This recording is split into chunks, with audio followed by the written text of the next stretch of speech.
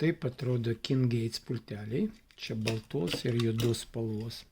Taip galėtų atrodyti universalus pultelis, kuris galėtų turėti kaip KingGates kodą, taip ir kitų automatikų kodų. Tai yra BFT, Benin, Canais, Camé ir taip toliau.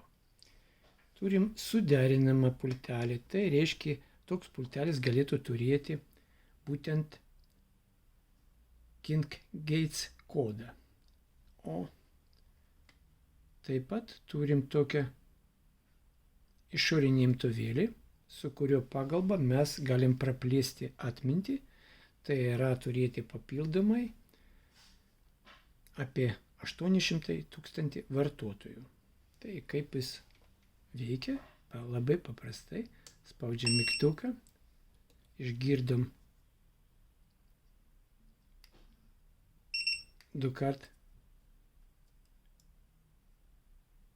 Ir dabar laukiam. Jis dabar priėmė, apdaroja signalą. Ir kaip matom, jis jau veikia.